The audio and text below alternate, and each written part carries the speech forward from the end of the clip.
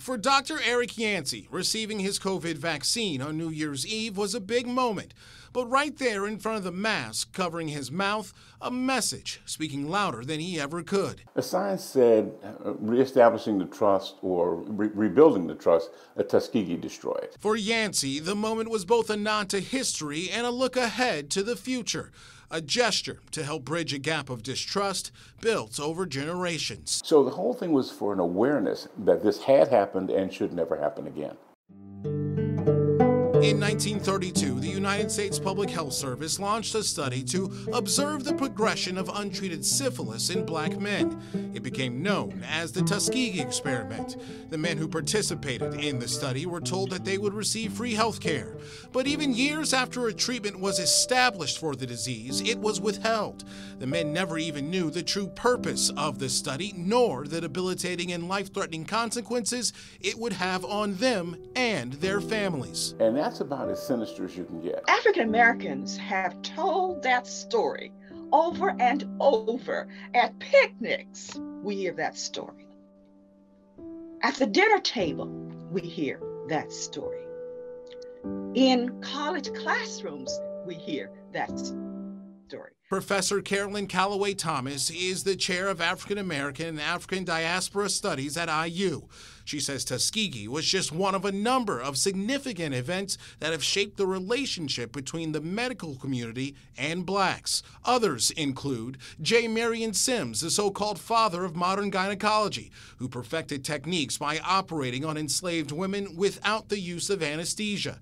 There's also Henrietta Lacks, who in the 1950s, while being treated for cancer, was found to have remarkable cells that replicated. Those cells were extracted from her without her knowledge and used in countless research and developments, including the polio vaccine.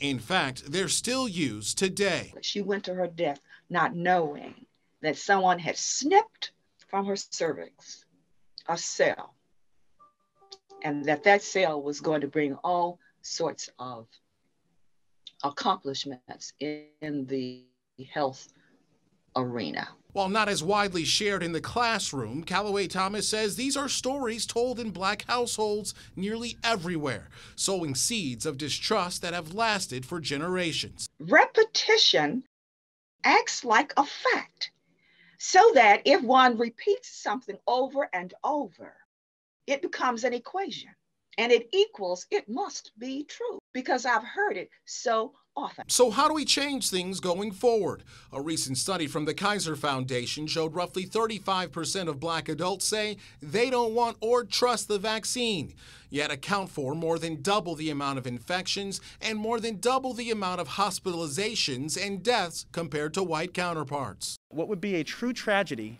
is if we had a tool to end this pandemic, but it actually worsened disparities because the people who could most benefit from it end up being the people who don't get it or who are unwilling to take it. Former Surgeon General Dr. Jerome Adams addressed this very topic when he made a trip home to Indiana recently. He said education and outreach are paramount, but acknowledgement of the past harm must come first. We also have to help people understand the protections that are now in place to make sure those things can never, ever happen again. Both Dr. Yancey and Professor Calloway Thomas agree, but add the power of an ongoing narrative can be difficult to stop. So for them, it's about starting new narratives. As time goes by, and they see that their friends or neighbors or doctors, got the vaccine and everything's fine. I hope some of that confidence will be rebuilt in that way, but it still may take a little time. So what we need are counter arguments, counter stories